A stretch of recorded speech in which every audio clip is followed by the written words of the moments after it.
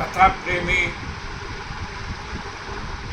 भक्तगण, कथा विश्राम स्थल से आज आगे बढ़ रही है और इस कथा का प्रसंग होगा शूर्पणखा का प्रसंग और खरदूषण वध।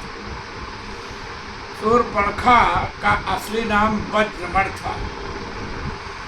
सूप की भांति बड़े बड़े नाखूनों के कारण इसे लोग शूर्पणखा कहते थे। इसका विवाह कालखंजवंशी विद्युज्जी नामक राक्षस से हुआ था।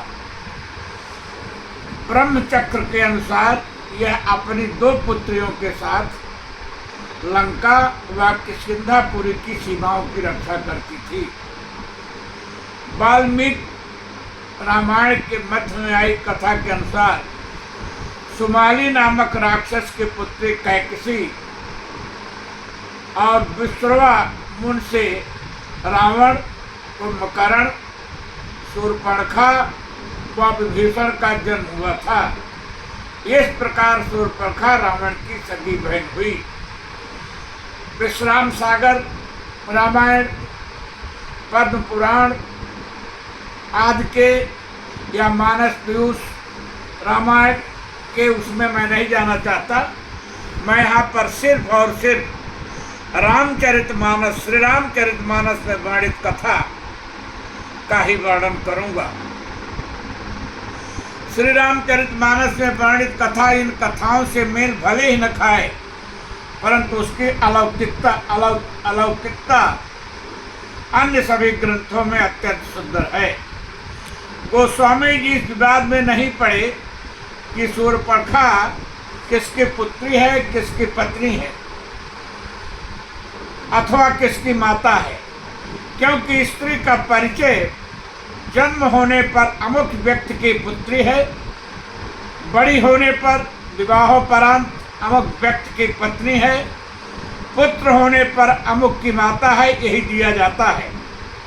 जैसे पार्वती जी का परिचय क्रमबद्धता से सीता जी ने स्तुति करते समय सबसे पहले उनके पिता का नाम लेकर दिया, जय जय गिरिराज किशोरी, जय जय जय गिरिराज किशोरी।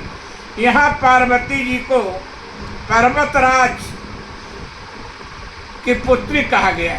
फिर जय महेश मुख चंद चकोरी, भोलेनाथ की पत्नी होने का संकेत है।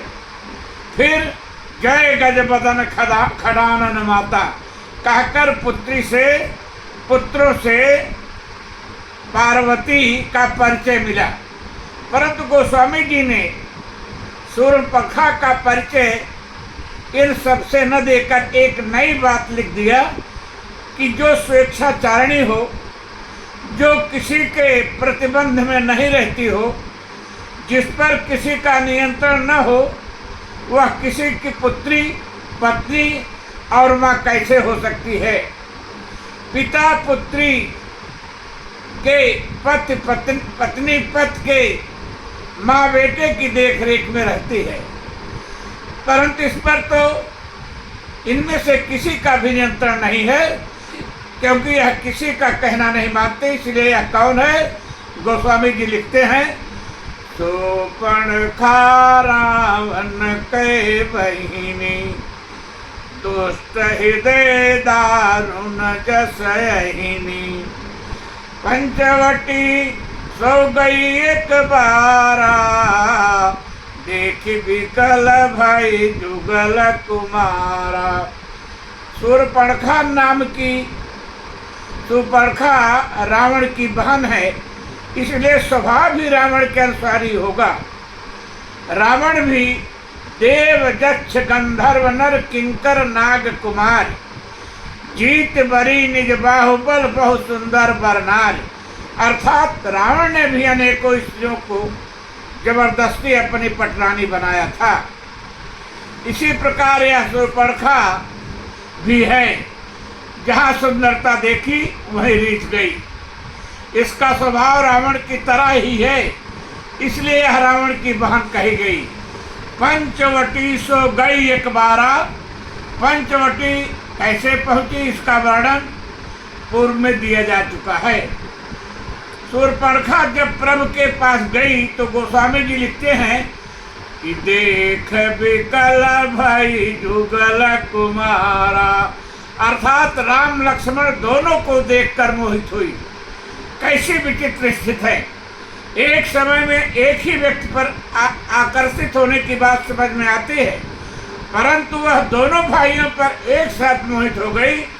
इसी कारण उसे माया मिलिन राम लक्ष्मण में से कोई नहीं मिला। आध्यात्मिक दृष्टि से भी व्यक्ति तब तक प्रभु तक नहीं पहुंच सकता, उन्हें नहीं पा सकता, जब तक मायावी संसार के जीवों से उसका मोह भंग न हो जाए। शूर्पणखा जीवाचार्य लक्ष्मण को भी चाहती है, उन पर भी मुग्ध है और ब्रह्म श्री राम को भी चाहती है। ब्रह्म की प्राप्ति के लिए जीव के प्रति आकर्षण समाप्त करना ही होगा। जब तक परमात्मा के प्रति स्थिर एकांगी स्नेह उत्पन्न नहीं होगा, उसकी प्राप्ति संभव है।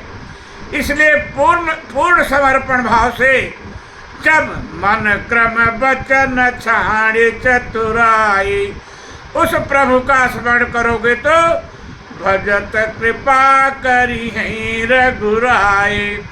परमात्मा की प्राप्ति में जीव बाधक है, इसीलिए शूर्पणखा का एक साथ दोनों राम लक्ष्मण पर मोहित होना ही उसके लिए भारी पड़ा।